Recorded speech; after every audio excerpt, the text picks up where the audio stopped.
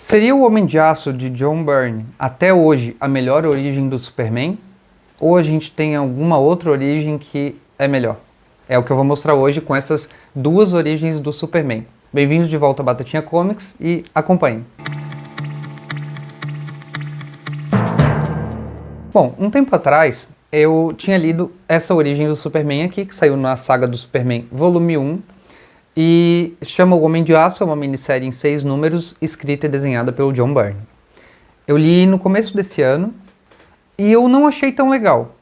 Não é que eu não achei tão legal, eu vejo o valor dela, até hoje, relendo, eu continuo vendo esse mesmo valor, mas eu não achei tão bom. É legal, é ok, mas em questão de narrativa, claro, isso aqui tem mais de 30 anos, né? Tem 35 anos isso aqui, então não dá para eu esperar uma narrativa moderna como a gente tem hoje.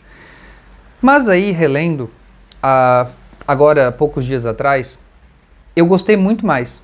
Isso aqui, ele, por mais que continue não tendo uma narrativa tão moderna, tão amarradinha, assim, isso aqui é um negócio meio uma antologia quase, porque nesses 6 números o John Byrne ele passa 10 anos da vida do Superman adulto já. Então não é que ele é uma história de origem que conta os primeiros dias ali, o primeiro ano do Superman. Ele tem sim um pouco da origem do Superman, mostra aqui no começo, começa lá em Krypton, né? A gente tem aqui a destruição de Krypton, depois a gente tem o Superman já adolescente no colegial, aqui ó, com a mesma cara que ele tem hoje. Depois a gente tem ele chegando no planeta diário, aqui a primeira aparição dele com o uniforme, e aí a gente tem ele chegando no planeta diário. Isso em 2 edições, a gente já passou por toda a origem dele e chega no planeta diário.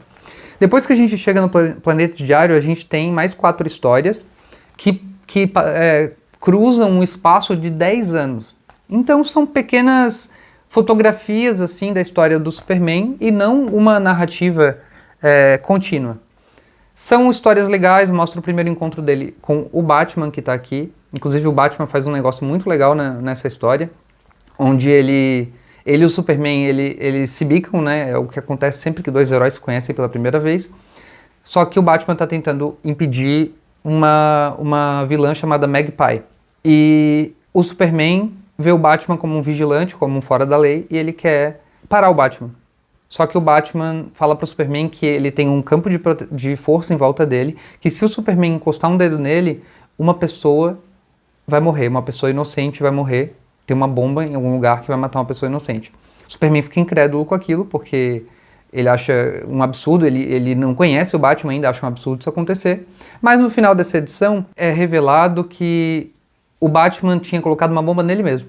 Então, quando ele diz que uma pessoa inocente vai morrer caso o Superman encoste nele, é ele próprio. Óbvio que ele não ia colocar uma pessoa em risco, né? A gente tem a introdução da Lois Lane, a gente tem a introdução do Lex Luthor, aqui a gente tem os dois na mesma página, né? O Lex Luthor e a Lois Lane. E o interessante dessa HQ aqui de novo, é como isso aqui se tornou tem até o Bizarro. O Bizarro aqui é criado pelo Lex Luthor, com base no DNA do Superman, mas é uma cópia inferior que acaba se desintegrando. Isso aqui acaba sendo um padrão que é seguido por desenhos, filmes, quadrinhos, jogos, o que seja. Desde que isso aqui saiu, se você ler essa minissérie, você vai entender de onde veio várias referências que você tem. Eu, por exemplo, tenho muita referência do desenho animado, tanto do Superman quanto da Liga da Justiça. E muito dessas referências estão aqui, ó. Então é interessante de você entender de onde veio tudo isso, né? O Superman aqui é aquele Superman nerfado, que eles chamam, né? Ele tem poderes grandiosos, claro, do Superman, visão de calor, sopro, ele voa, ele é quase indestrutível, mas ainda assim você vê certas limitações dele. Tem vilões aqui que dão um pau nele, o próprio Bizarro, o Metalo e por aí vai. A Kryptonita é uma fraqueza dele. É interessante ler isso aqui dessa forma para mim, como um plano do que o Superman seria no futuro. Um plano a ser seguido por outros autores que exploraram o Superman de forma melhor. Eu não li o resto da saga do Superman ainda, ela tá aqui, ó. Eu só li o volume 1. A arte é bem legal, né? A arte é uma arte bem clássica, eu gostei bastante. da arte do John Byrne aqui. Olha só essa página. Ela me passa apesar de eu não ter lido isso na época, ela me passa uma sensação de nostalgia pelos quadrinhos, né, como eles eram, como eles tinham essa arte bem colorida, bem quase cartunesca às vezes. Lembra bastante, né, como eu falei, o desenho animado, apesar de o desenho animado ter aquele traço bem característico do Bruce Timm, que teve o Batman, Liga da Justiça, o Superman, Liga da Justiça Sem Limites e por aí vai. Depois dessa origem do Superman aqui, a gente teve uma reformulação dessa origem com Superman, o Legado das Estrelas, do Mark Waid, que eu ainda não li. E aí, após isso, Superman, Legado das Estrelas deixou de ser canon, assim como essa daqui também deixou.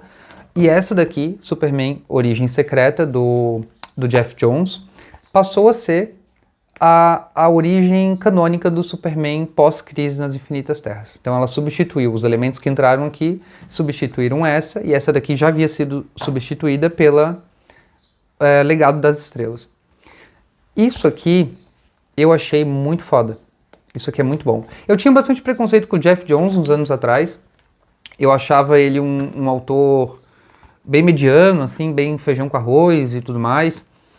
Só que uma coisa que começou a mudar a minha opinião sobre ele foi começar a assistir entrevistas dele. Assisti muita entrevista dele no YouTube. Quando a gente vê esse lado do artista, o amor que ele tem pelos quadrinhos, pelos personagens, o conhecimento enciclopédico que ele tem, uma reverência mesmo que ele tem ao universo DC, a esses deuses, né, da DC, o Superman, Mulher Maravilha, Batman, e até muitos heróis mais desconhecidos que ele já trabalhou, né? Ele teve uma fase gigantesca na Sociedade da Justiça, Stargirl, enfim, um monte de coisa. O Geoff Johns talvez seja um dos autores que mais trabalhou em personagens aí da DC. E aí ele se propôs a criar essa Origem Secreta, que é uma nova origem pro Superman, desenhada pelo Gary Frank. Cara, o desenho do Gary Frank é simplesmente absurdo. A única coisa que me incomoda um pouco nos desenhos dessa HQ aqui é que eles utilizam o rosto do Christopher Reeve no Superman. No Superman adulto, pra mim, funciona, que é o que tá aqui. Mas eles utilizam também na cara do Superman criança. E é muito estranho ver algumas cenas aqui do Superman como criança, tipo aqui também, ó, e ver a cara do Christopher Reeve. É meio Uncanny Valley, sabe? Dá uma sensação meio esquisita. Mas são poucas as histórias que ele tá criança aqui. Essa história, diferente do Homem de Aço, é uma história mais contínua. Então a gente tem sim o Superman criança, aqui ó. A gente tem a primeira vez que ele coloca o uniforme, a gente tem o primeiro encontro dele com a Legião dos Super-Heróis, que ele vai pro futuro. Olha só que bizarro esse quadro aqui. Enfim, ainda assim a arte é muito boa. E aí depois a gente tem o Superman adulto chegando em Metrópolis e chegando no Planeta Diário, que é aqui, ó. Começa nesse número aqui.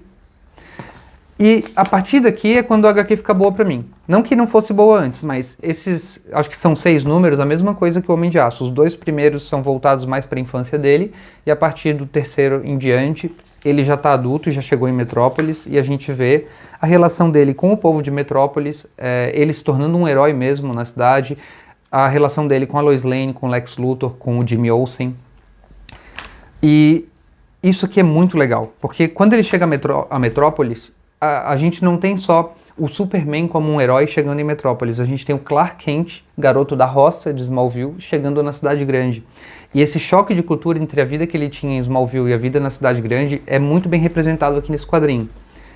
Todo mundo corre, todo mundo tá com pressa, todo mundo é mal educado, ninguém para pra nada, se esbarra na rua, ninguém responde nada que ele pergunta. Ele fica chocado com essa falta de educação que as pessoas têm. E a gente que já teve numa cidade grande, a gente sabe como é. É assim mesmo, né? E aí é também apresentado, quando ele chega em Metrópolis, é mostrado que o Lex Luthor, hoje, já em Metrópolis, um grande empresário, que na verdade era um jovem que vivia em Smallville junto com o Clark Kent nessa nova origem aqui. Inclusive algo que tem na série Smallville, né? Nessa nova origem, o Lex Luthor era um amigo do Clark Kent, eles deixaram de se falar por muitos anos, o Clark Kent não sabe o que aconteceu com o Lex Luthor, mas ele se tornou o grande magnata de Metrópolis. E ele faz uma espécie de loteria em Metrópolis, o Lex Luthor. Todos os dias ele vai na beirada lá do prédio lá da LexCorp em Metrópolis, e ele escolhe uma pessoa que está lá parada para ser a pessoa que ganhou na loteria daquele dia, que é a pessoa que ele vai ajudar. A pessoa quer pagar uma faculdade, a pessoa tem um câncer, quer pagar o tratamento, a pessoa tem o que seja que ela quer. Ele escolhe uma pessoa lá e ajuda aquela pessoa.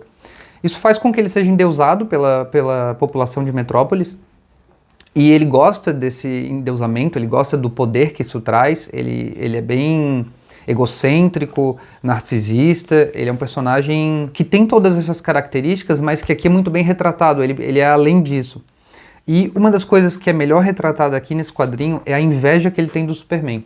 Porque a partir do momento que o Superman aparece na história, aparece em Metrópolis, as pessoas deixam de endeusar o Lex Luthor, porque o Lex Luthor é só um homem, enquanto o Superman é muito mais do que um homem. E aí isso causa no Lex Luthor uma inveja terrível e ele se torna o grande inimigo do Superman, quer o Superman queira ou não. O Superman nem liga direito no início, nem liga pro Lex Luthor, mas o Lex Luthor tem um ódio mortal dele. E aí, a partir disso, o Lex Luthor passa os próximos números aqui da HQ desenvolvendo formas de combater o Superman, como, por exemplo, a criação do metalo. Ele descobre que a Kryptonita ela faz mal para o Superman, ele descobre que o Superman é um alienígena e não uma pessoa da Terra. Ele tenta usar isso contra o Superman, vazando para a imprensa de que o Superman é um alienígena, mas isso não dá certo. E o que é mais interessante é que o Superman ele acaba sendo abraçado pela comunidade, porque ele ajuda todo mundo, ele vira o super-herói de Metrópolis em pouco tempo. E essa ascensão do Superman vem também com a queda do Lex Luthor. Então as pessoas, como eu falei, elas param de endeusar o Lex Luthor, e isso faz com que o poder dele diminua. Porque chega num momento aqui, no fim da HQ, que eu achei sensacional, que o Lex Luthor vai mais uma manhã para o parapeito lá do prédio dele selecionar uma pessoa da loteria para ganhar alguma coisa e não tem ninguém lá esperando ele. Simplesmente as pessoas não ligam mais, as pessoas não querem mais saber isso, porque as pessoas veem o Superman na frente deles. O Superman é um milagre vivo, um milagre que anda. O que é mais interessante para mim é no final da HQ, depois da chegada do Superman, da entrada dele na cidade como o salvador da cidade, da queda do Lex Luthor, a gente vê como isso afeta a população de Metrópolis.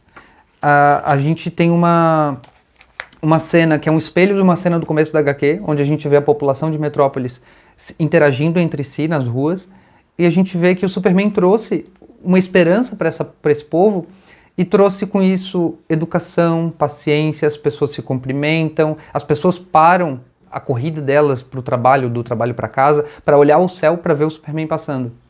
E eu achei isso muito legal, eu achei que essa HQ demonstrou de uma forma muito eficaz o impacto que o Superman tem na sociedade de Metrópolis. Enfim, vale muito a pena, gostei muito desse quadrinho aqui. Eu tenho aqui os outros quadrinhos que o Geoff Johns e o Gary Frank fizeram para o Superman, tô louco para ler, porque tenho certeza que vai ser coisa boa. Se você já leu esse quadrinho, ou se não leu, deixa o seu comentário aí, deixa a sua opinião. Se você já segue o Batatinha Comics, muito obrigado. Se você ainda não segue, clica aí em inscrever. Se você acha que alguém vai gostar desse vídeo que você conhece, manda aí o link para a pessoa assistir. Com os views e os inscritos e os comentários, o crescimento do canal que dá vontade de fazer mais vídeos. E eu faço esses vídeos pela interação, não tem nenhuma monetização no canal. E é isso, vai acompanhando aí. Valeu!